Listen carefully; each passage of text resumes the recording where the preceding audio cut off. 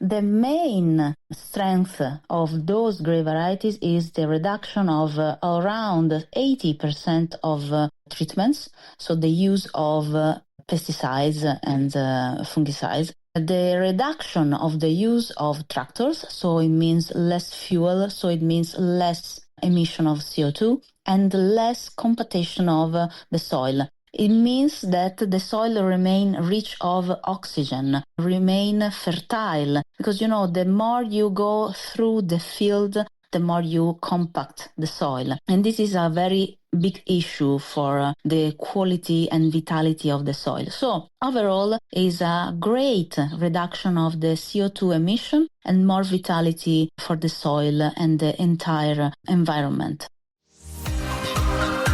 Welcome to this special Clubhouse session of the Italian Wine Podcast. Listen in as members of the Italian wine community engage in fascinating conversations about contemporary wine topics. If you enjoyed the show, please consider donating through ItalianWinePodcast.com and remember to subscribe and rate the Italian Wine Podcast wherever you get your pods. Hi everyone, this is Beatrice welcoming you to the Italian Wine Clubhouse Ambassadors Corner, one of the top-ranked shows on Italian Wine Podcast. Here our ambassadors get the mic to interview their favorite producers with total freedom, and if you miss it live, no worries, it's recorded and dropped later on the Italian Wine Podcast. Today guest host is Ekaterina Vislinskaya. Ekaterina is a certified wine sommelier and a wine blogger. She holds a WSET Level 3 qualification and is an accredited Italian wine ambassador. Today, she's gonna interview Cristina Mercuri, Master of Wine. So, Ekaterina, Cristina, how you doing? Hello, Bea. Fine, well, waiting for the interview. Yeah, thank you so much. Welcome, everybody. Ekaterina, are you ready for our ritual question? Yeah, sure, I'm ready. Perfect. So, how did you meet Cristina Mercuri? Bea, I would like to answer why Cristina is, for me, the ideal guest here on our topic on PIWI grape varieties. For today's interview, I have chosen the topic on PIWI grape varieties. And I truly believe that Cristina Mercuri is the ideal person to guide us through the latest trends in this field. Cristina is Master of Wine, and she is Italy's first woman to earn the distinguished Master of Wine title. Cristina, please accept my deepest congratulations and welcome, and thank you so much for joining us today. Thank you so much, Ekaterina, and thank you for the congratulations. It's a pleasure to be here and discuss about fungus-resistant grape varieties, or PIWI. It's something that I'm very fond of and I'm passionate, so I like to study the topic and I like to discuss the topic with you. And it's really worth to mention that in April at Italy, Cristina led a masterclass on PIWI grape varieties. Since only a limited number of participants can attend a masterclass, it would be great to share the latest insights for a wider audience. Let's consider our interview as an educational process. Let's share reliable, insightful information and make it accessible to as many listeners as possible. Great, fantastic. We discussed about PIWI during that masterclass, and we discussed mainly the advantages and disadvantages and opportunity of growing this kind of grapes. I think that this moment on this podcast should be actually given, as you said, as an educational point in the discussion. Okay, so let's start. The first question is, roughly, how many PIWI varieties are in use today? What's the main purpose of these hybrids? And what really sets PIWI apart from other hybrids? Overall, in Europe, there are 66 registered grape varieties that are considered fungus-resistant grape varieties. So the term PIWI is actually something that is very applicable for Italy and in general for Europe, but in the rest of the world, there might be different name on it. The important thing is that the German name, so the PIWI, is something that is very, very similar to fungus-resistant grape varieties. So FRG, as I like to call them, are growing in interest in marginal climates. What I mean by marginal? Very hot climates or very cold climates or very humid climates. So in situation where the grape variety, the Vitis vinifera, is suffering about the attack of pathogen like fungus. So FRG or PIWI are actually only 36 authorized in Italy by now. And there is a growing interest in the north of Italy, especially in Veneto, Trentino, Lombardia, Alto Adige. Why? Because those regions are usually facing the consequences of climate change. Erratic events, a lot of humidity, some phenomena of drought alternate to hot and alternate to very strong rain or hail. So this kind of grape varieties can actually offer a solution. Those grape varieties are considered hybrids, but their purpose is not to be just an hybrid, so a cross between two different grape varieties, a cross between a Vitis vinifera and a Vitis non vinifera, with the purpose of giving resistance to fungal disease. So through the phenomenon that is called pyramidization, you actually cross the Vitis non vinifera and an additional part of Vitis vinifera in order to obtain a grape variety that tastes good but still obtain the resistance that is required to fight the fungal disease. So I don't know if I've been enough clear. So this cross is given by pollination. This pollination is a process that takes quite a long time. So it's a process that takes years and years. And in this situation, by crossing, by pollination, a Vitis non vinifera with an additional amount every time with a touch of vinifera and vinifera and vinifera, you get this kind of pyramidation in which 99% of the grape is composed by vinifera and only 1% at the end is the non-vinifera grape. So what's the purpose at the end? Is to obtain a grape variety that is a new breed, a new grape variety, but still have the quality that the consumer expect from Vitis vinifera. And I think this is something very interesting from a research point of view because, you know, people are always looking for new genoma technologies or new varieties that are perfect to face the climate change. Okay, thank you very much. Great answer. And the second question is, PIWI is not just about hybrids, but part of a broader international response to the environmental challenges of modern viticulture in the late 1990s and early 2000s. When did PIWI varieties first come to international attention as a distinct phenomenon? The process actually started just after phylloxera, because when phylloxera arrived in Europe, we understood that crossing would be the solution. Well, in that case, obviously, the crossing was between rootstock of a Vitis vinifera and a rootstock of Vitis non vinifera, and we developed a different rootstock according to the quality that we want to obtain in the glass. And I want to explain a little bit better. So if you cross two different rootstock, it's not only to prevent the damages from phylloxera, it's also to create a plant that is more resistant or more able to face that soil, that climate, that aspiration on the result in terms of quantity and quality of the crop. This consideration can be applicable also to grape varieties itself.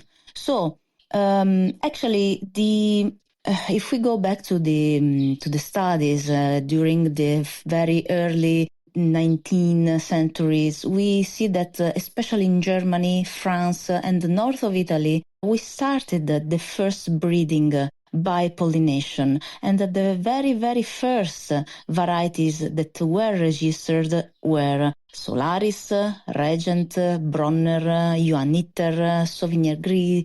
Also, the fact that at the end of I don't remember exactly the date, but probably was 1994, the PIWI International Association was born. So all this movement was able to create more awareness between producers. What is the problem? That producers are facing or are meeting these new varieties, but they actually don't know yet. I'm talking about the end of the 1994 or beginning of 2000. They didn't know exactly how to handle these grape varieties in the vineyard and in the winery. So what happens? The very first wines produced by PIWI were not super pleasant for consumer. And this was something that actually created a little bit of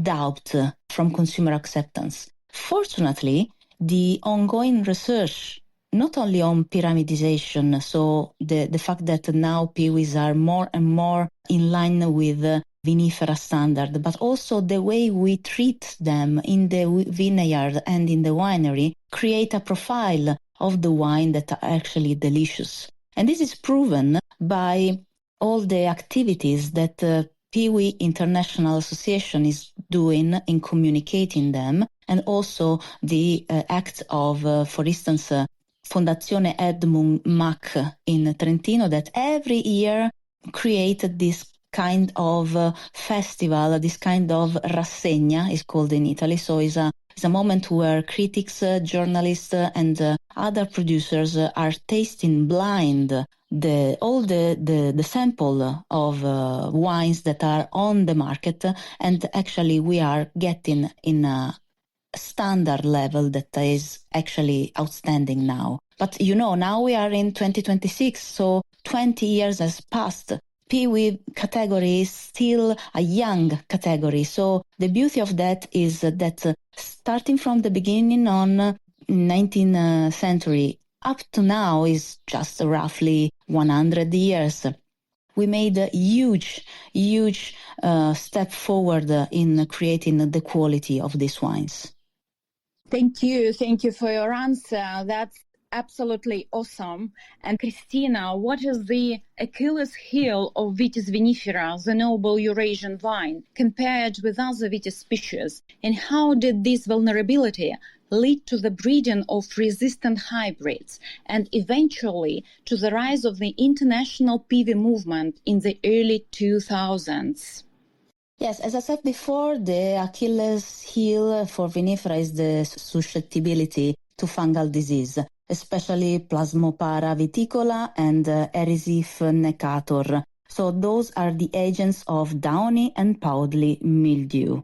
So European vinifera actually cannot face these pathogens. We are creating plants that are vinifera but more resistant, but with new genoma techniques. But this is another branch of the research that is even younger than PIWI.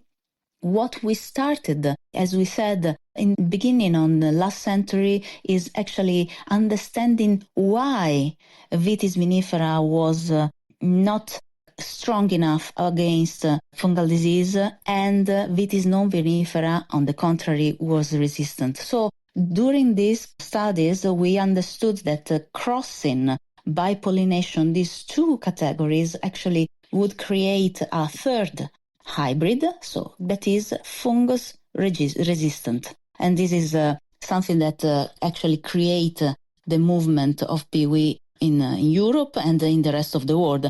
As I told you before, PIWI is just one way of calling these beautiful grape varieties. The way that I actually prefer is FRG, so it's fungus-resistant grape varieties, just because it's more international recognized and is very easy to understand for everybody, because you know PIWI is actually a way of calling a German name that is for me impossible to pronounce.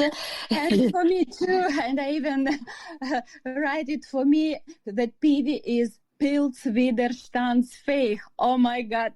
You are too good. I couldn't say that. I'm sorry, because I didn't study German, so for me this kind of name is wow. So PIWI is a very easy way to call them, but FRG is probably the one that is the most recognizable in general, not globally. Yeah, thank you very much, and me too. I'll take it into my use. Yeah, it's more easier and less complicated than to pronounce PIWI in German way. Yeah, thank you very much. Thank you for your valuable input. And the next question is: more than 2 decades have passed since PIWI first entered the commercial arena, and today it's no longer an experiment, but a strategic direction for sustainable winemaking. Yep. So, what main conclusions has the scientific community reached about PIWI varieties?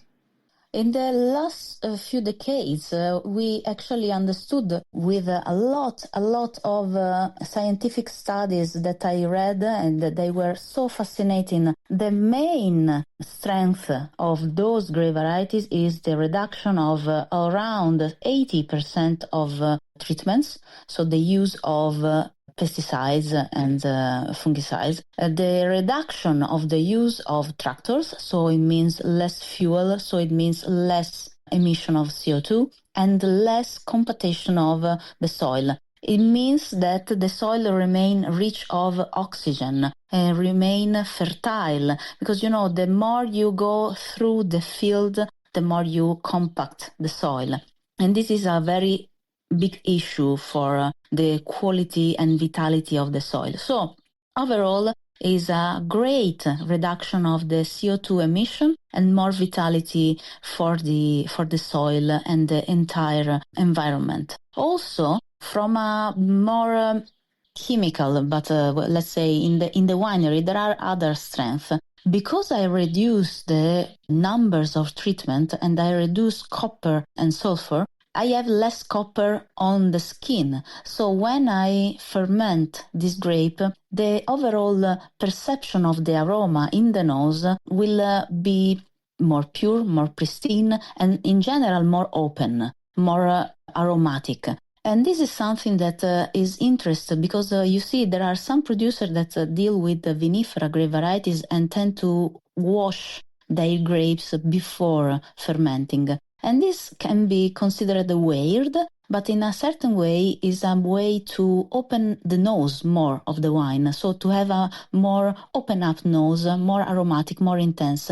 So those are the main advantages. And overall, the reduction of the CO2 emission has been considered at around 35-40% when compared with the classic vinifera inorganic.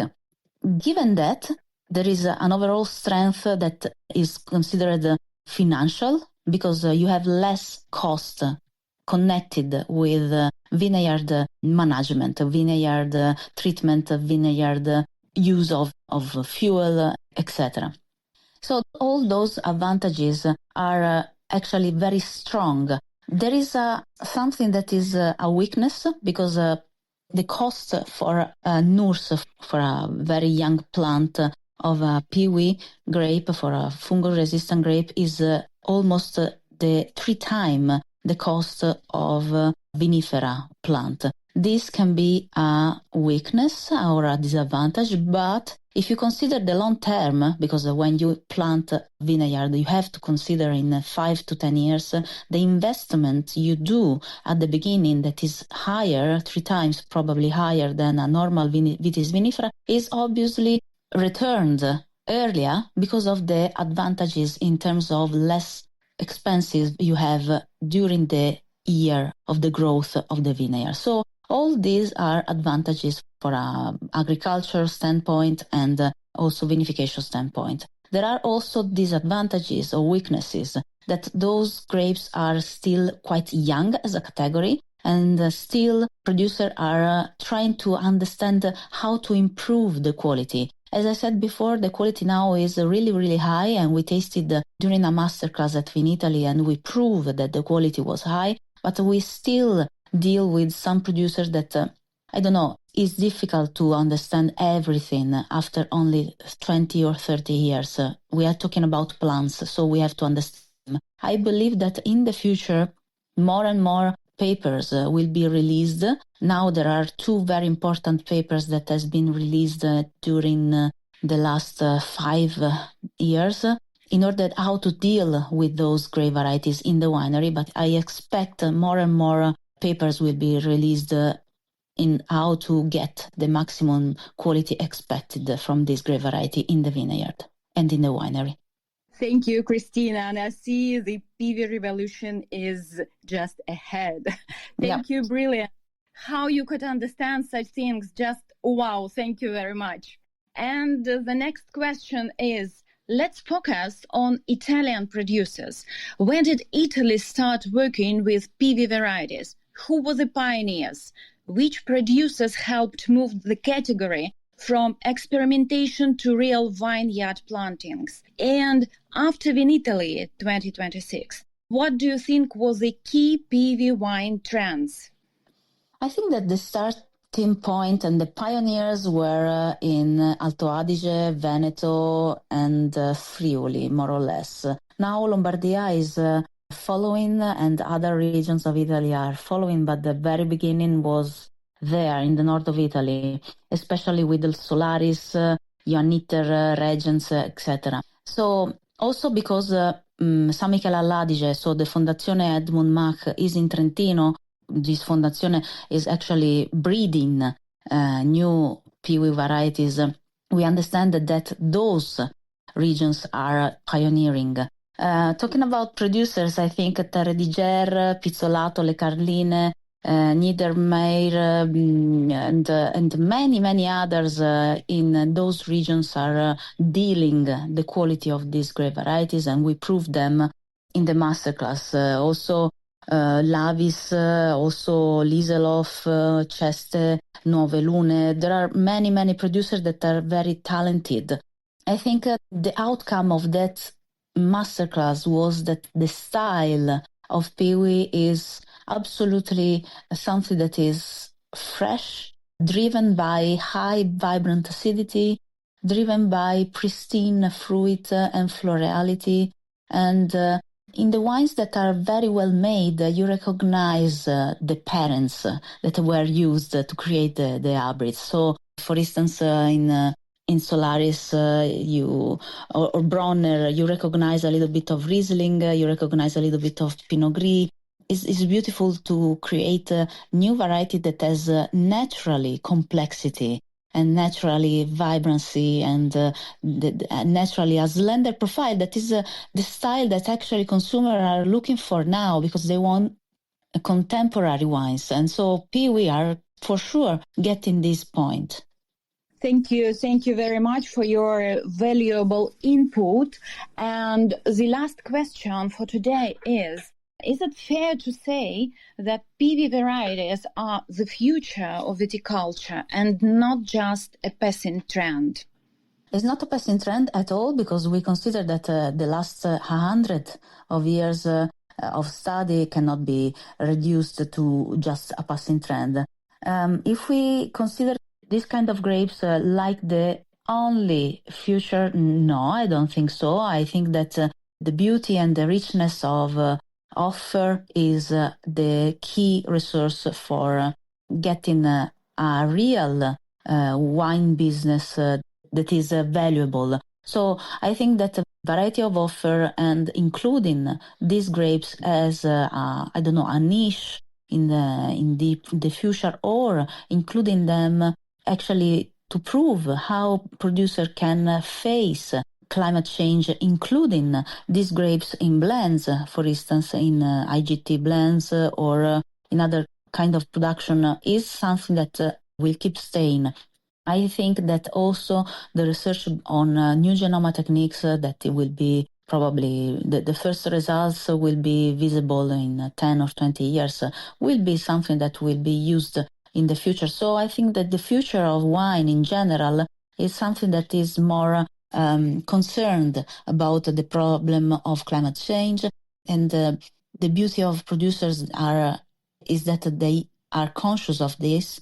They want to keep those vines age longer and produce wines of quality. So these grape varieties are something that we can use actually to create a valuable and less impactful world of wine. And this is very, very beautiful. No, is very high in the object. It's very aspirational. Cristina, thank you very much. Really appreciate. Just one short question, really last one. Cristina, who rules the PIWI world? Who unites the PIWI world? Could you please say a few words about the Global PIWI Alliance and the PIWI International Wine Challenge? And maybe there's anything important I have not covered that you would like to add. Well, in general, there are more and more association and more contests where PIWI are appreciated and valued and are tested. I think that this is a sign of recognition, global recognition, where we understand that there is the category and we understand that it's time now to consider them as a category. In the future, I expect that those grape varieties are not considered as a standalone category, but are entering the overall category of grape varieties. I mean, I want to explain a little bit better. So consider other hybrids. Now we don't see, those are hybrids. They are a special category. And when we taste them, we taste the hybrids beside the Vitis vinifera. But this is something that now is happening for PIWI because we need to build reputation. What I expect in the future is that those grape varieties are considered just grape varieties and are tasted and judged also together with other normal Vitis vinifera. I don't know, we are tasting Veneto today. Okay, those are the white wines of Veneto, and including in these wines we are going to taste, there is a PIWI, but we don't notice it anymore because it's part of our culture. This is what I expect now, and this is something that the global movement is trying to do. First, build the reputation, and second, make those grapes familiar, so familiar that they are just grape varieties and no more a special category. Cristina, thank you very much for sharing with us such a really valuable information. Appreciate it. And we are looking for meeting with you again. Thank you very much. Thank you. Look forward to meet you again soon. Thank you, Ekaterina, and thank you, Cristina. That was such a wonderful interview. Thank you so much. I think that it was really an educational moment for all of us.